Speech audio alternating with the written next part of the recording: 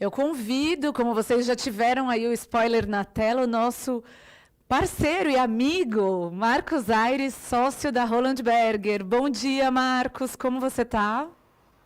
Bom dia, Giovana. Bom dia a toda a audiência. Muito feliz de estar aqui com vocês de novo. É o nono ano que a gente faz essa parceria para pesquisa de cenários para a indústria automotiva e eu fico muito feliz de ver o quanto essa pesquisa tem realmente reverberado na indústria. Então, um prazer enorme estar com vocês aqui. Muito bom, Deixe-me obrigada, Marcos. colocar a pesquisa no ar aqui. Só um segundo.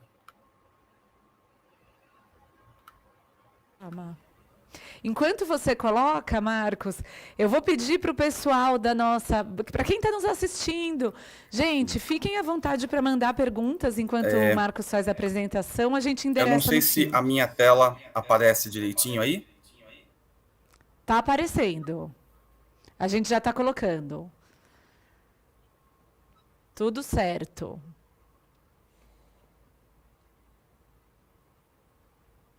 Marcos, me ouve? Perfeito. Vamos começar.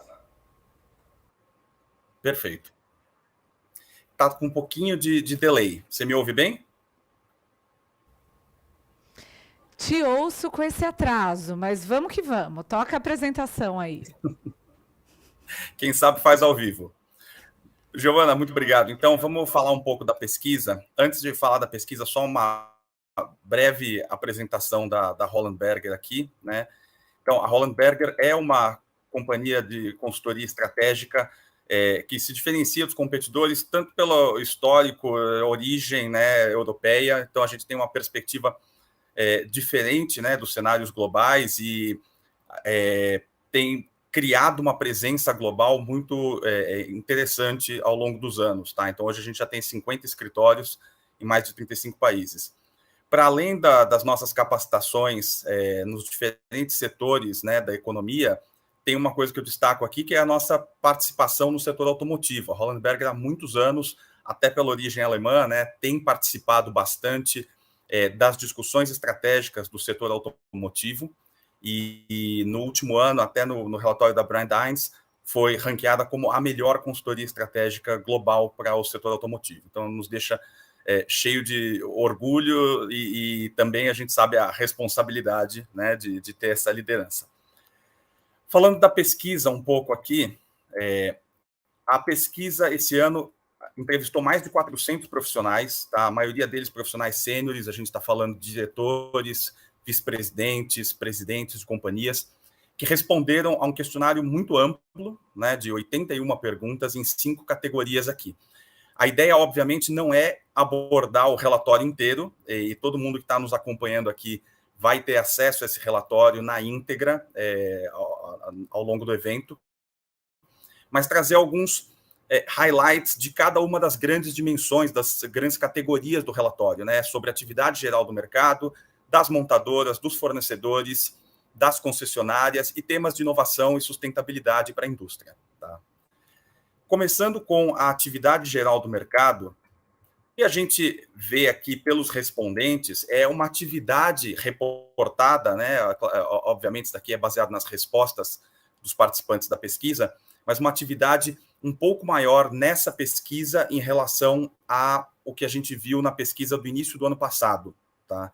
Então, uma utilização da capacidade instalada maior, na média, né, fazendo o cálculo aqui, seriam 2 pontos percentuais acima, e uma expectativa de que essa tendência de aumento da atividade continue evoluindo mais para 75% de utilização da capacidade até o fim do ano. Mas, obviamente, isso não vem sem desafios. Né? Os grandes desafios que têm sido enfrentados até então, né, pelas operações e que foram reportadas no relatório são muito ligados à questão das dificuldades na cadeia de fornecimento. Né? E aí, por conseguinte, o aumento dos custos, a queda da produtividade. Então, essa combinação de quebra do fornecimento, dificuldades logísticas, o próprio desafio da retomada da capacidade produtiva acaba impactando diretamente na produtividade e no aumento de custos. Mas não é só também de desafios, né, que se faz a indústria. Acho que um resultado muito interessante dessa pesquisa aqui, na comparação da pesquisa que a gente fez agora, né, em abril, para a pesquisa que tinha sido feita lá em agosto do ano passado, é uma redução das medidas de recuperação da indústria, né, as medidas mais drásticas da crise do Covid. Quantos por cento dos respondentes disseram que tinham as seguintes ações de mitigação de efeitos da crise ativas e para quanto isso foi na pesquisa atual, né? Então, teve uma queda substancial nos programas mais drásticos de corte de custos, em demissões, em descontinuidade de ativos, fim de projetos de inovação. Então, realmente, a gente começa a ver, ainda que de modo modesto, mas a gente começa a ver uma retomada da indústria. Como o Fernando tinha colocado na apresentação anterior, eu estava acompanhando aqui, gostei muito. Obviamente, a perspectiva é desafiadora, mas eu acho que a gente tem que reconhecer também o avanço que a indústria tem feito face aos desafios da crise do Covid, né? Em adição a isso, acho que a gente vive uma época de muita volatilidade, né, de muita incerteza global, e aí não é só do setor automotivo.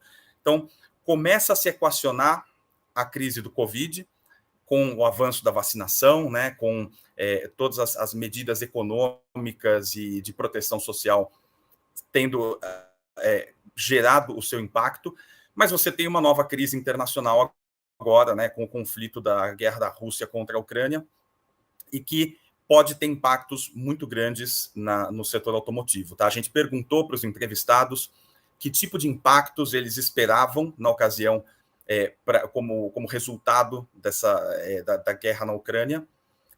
Muitos já responderam, a maioria via um risco do aumento do custo dos materiais, que de fato vem se tangibilizando, novas quebras na cadeia de fornecimento, novos problemas logísticos.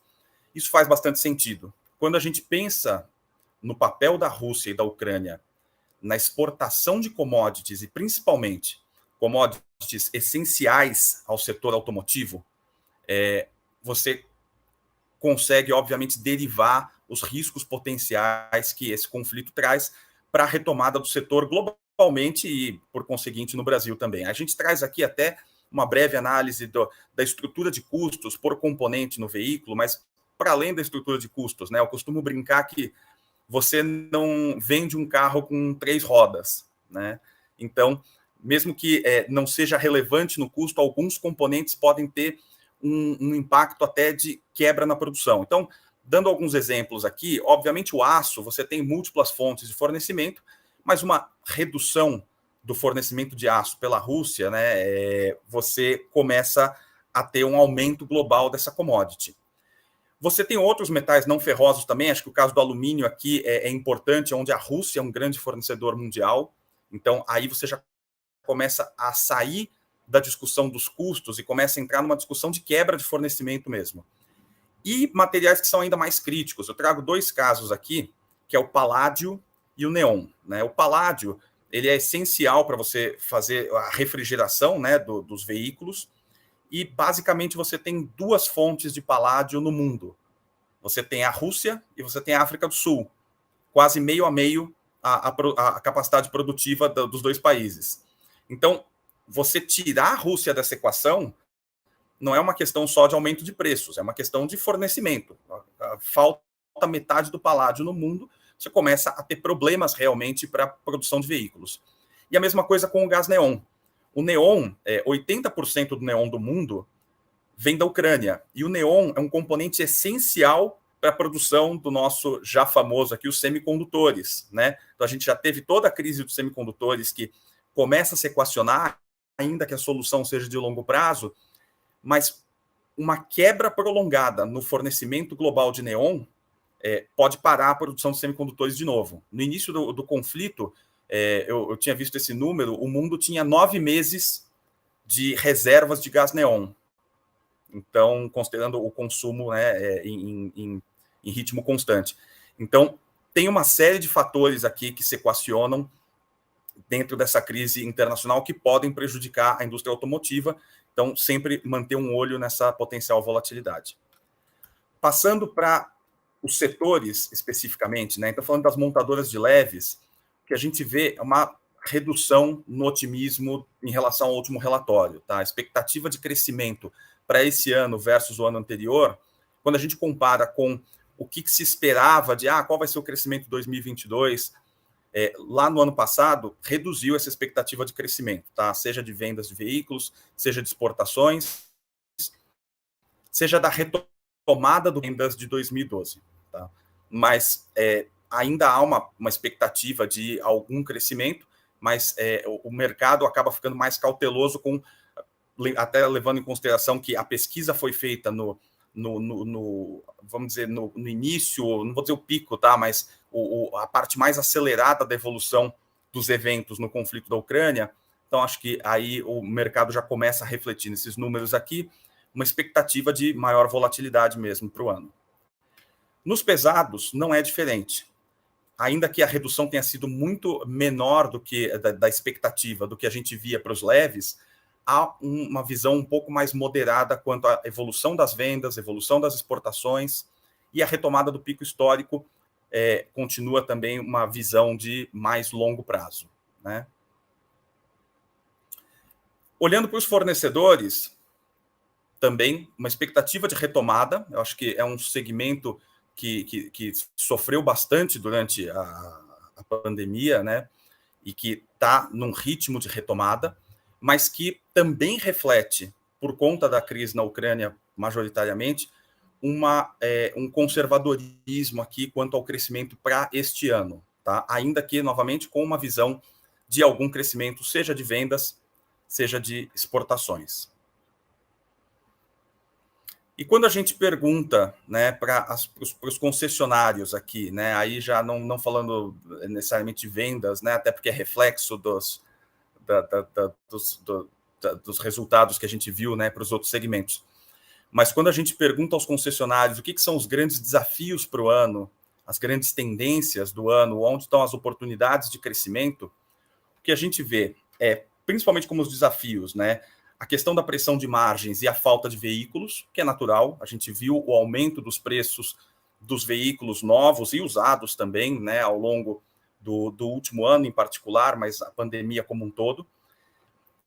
E o fato de que a produção ainda está um tanto instável. Né? A gente viu algumas montadoras anunciando paradas de plantas, aí retomaram a produção, pararam de novo. Então, a gente ainda tem essa toada em 2022, o que obviamente impacta o negócio das concessionárias. Como que esses desafios se refletem nas tendências, né, e nas oportunidades de crescimento? Tem uma questão de você buscar novos caminhos. Então, a maior integração com o e-commerce é disparado a tendência mais citada pelos respondentes, mas as oportunidades em serviços, né, em outras fontes de receita que não necessariamente a venda de veículos novos ou usados, isso tem crescido em importância para as concessionárias. Então, o que a gente acaba vendo na soma das tendências com o crescimento é uma expectativa realmente de mudança do modelo de negócios desse elo da cadeia de valor automotiva.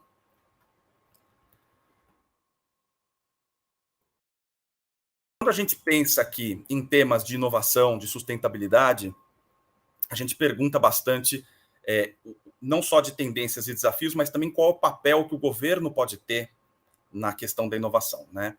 Então, olhando para as tendências, a eletrificação continua no ápice dessa discussão, até pelo aumento das ofertas de veículos eletrificados. E quando eu falo eletrificado aqui, não é o veículo a bateria necessariamente. Né? Você tem uma miríade de ofertas possíveis de veículos híbridos que as montadoras já têm explorado no Brasil, com, obviamente, diferentes graus aqui de intensidade, mas, em geral, as montadoras têm explorado isso, e que é um movimento inexorável. Tá? Em algum grau, essa questão da eletrificação tem avançado globalmente e deve avançar no Brasil também. Tá? obviamente, isso muda, né, o tipo de oferta, até os modelos de negócios. Isso favorece não só a entrada de novas empresas, mas como os próprios entrevistados apontaram, o desenvolvimento de novos modelos de vendas. Tá? Então, você começa a ter um redesenho da indústria. E quando pensa-se nos desafios, né, para você endereçar essas tendências, você tem principalmente os desafios financeiros, que é natural, vindo do ciclo que a gente veio de baixa da indústria, isso afeta todos os segmentos. Tem uma questão também mais estrutural aqui, seja de desdobramento da estratégia de inovação. Realmente a gente tem visto que as empresas têm uma dificuldade de traduzir a inovação em ações práticas, né, para a sua operação.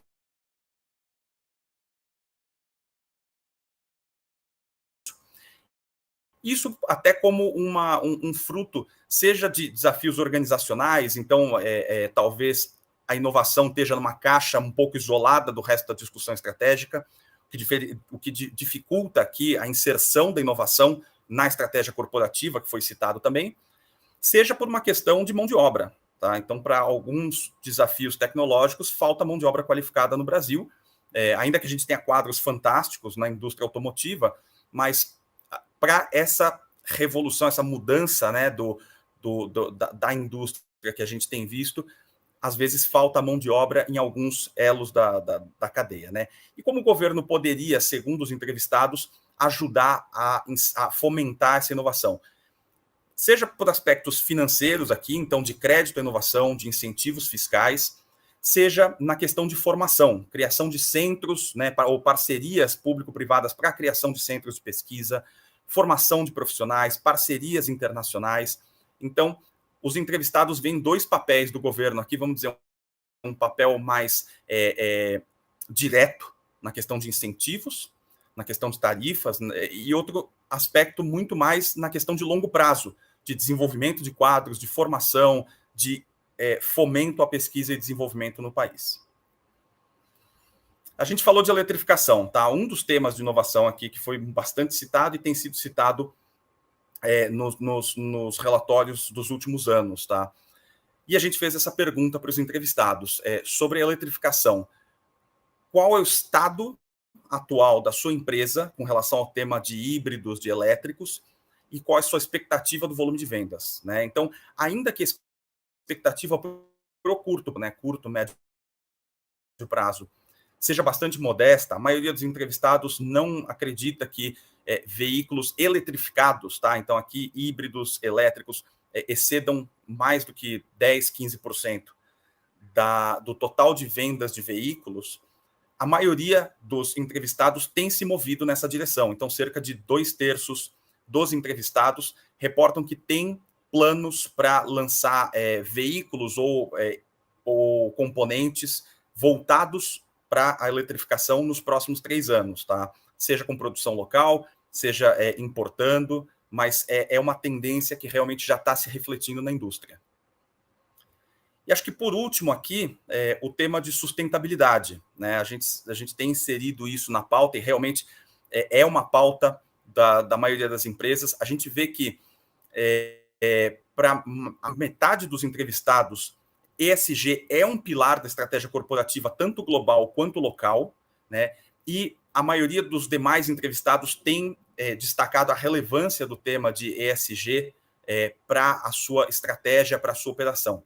E como isso se reflete? Tá? A maioria dos temas estratégicos aqui estão ligados à questão da produção, né? Então, a questão principalmente ambiental na produção. Então, uso de energias renováveis, a economia circular, circularidade de rejeitos, retorno de produtos usados, produção de produtos sustentáveis, a própria sustentabilidade da cadeia de suprimentos, né? Aí você garantir que você tem boas práticas ambientais, sociais, boas práticas de governança ao longo da cadeia de suprimentos.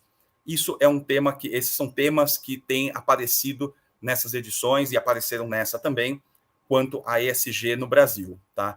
E a maioria dos entrevistados não vê o tema de sustentabilidade, de ESG, na indústria automotiva brasileira atrás de outras indústrias. Na verdade, mais de 1/5 dos entrevistados coloca a indústria automotiva brasileira à frente das demais indústrias no Brasil no tema de ESG. A gente sabe que é uma indústria que tem um escrutínio muito grande público, né? É uma face, vamos dizer, visível, especialmente no aspecto ambiental, né? Você tem a questão das emissões, ainda que não seja necessariamente o maior responsável pelas emissões, mas você tem essa visibilidade da indústria automotiva, e até por conta disso, nossos entrevistados colocam aqui que realmente há um esforço do setor para estar em linha ou à frente das demais indústrias no Brasil nesse tema. Giovana, acho que eram esses os grandes pontos que eu queria trazer aqui para a nossa discussão, nosso debate. Abro para as perguntas da audiência. Obviamente, como eu falei, o relatório completo é muito mais rico, tem mais de 40 páginas, então quem tiver a oportunidade de baixar... Marcos, está me ouvindo? Conversas futuras. Muito bom, Marcos. Obrigada pela sua apresentação. Sempre um prazer fazer essa pesquisa com vocês. Como a gente levanta informação valiosa, né, por meio desse levantamento. Pessoal, já estão perguntando aqui, esse relatório completo vai ficar disponível para vocês? A gente vai mandar, vai estar na área do evento. E também, a partir da semana que vem, a gente vai destrinchar tudo isso. Então, nós vamos sair com as publicações das matérias e a divulgação mais ampla do estudo. Então, nós vamos falar muito ainda sobre cenários para a indústria automobilística. O Marcos está aí, sua conexão está oscilando um pouco, Marcos. E o nosso tempo, como sempre, né? Aqui essa luta contra o tempo está um pouco apertada. Eu vou te endereçar uma pergunta. Eu gostaria que você falasse um pouco sobre consolidações na indústria automotiva, que é algo que a gente passa em algum momento aí na pesquisa cenários, mas um movimento que a gente vem acompanhando bastante, né? A gente teve a Stellantis, que foi uma consolidação muito simbólica da FCA com a PSA, depois veio ainda esse ano a Cummins, que comprou a Meritor, e recentemente, semana passada, a gente teve a Tupi, que comprou a MWM do Brasil. Marcos, você acha que essa é uma tendência? A gente vai ver mais disso acontecendo no setor automotivo?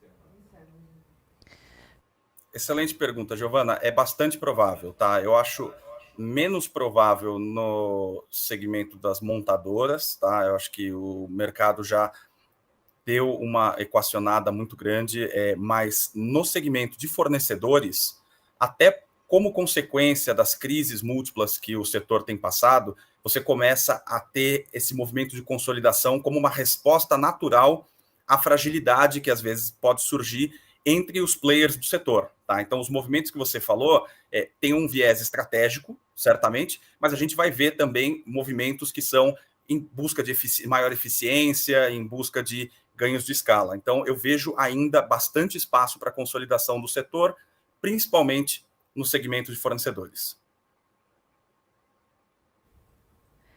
Perfeito, Marcos. Super obrigada pela sua participação. Sempre um prazer estar com você. A gente ainda vai falar muito sobre essa pesquisa. Obrigada pelo seu tempo. E a gente segue aqui com a programação, pessoal. Agora, a gente vai falar sobre a nova era do ecossistema automotivo, valor agregado, eletrificação e lucratividade. Então, eu convido aqui o meu querido Bruno de Oliveira, nosso repórter, que vai conduzir uma discussão.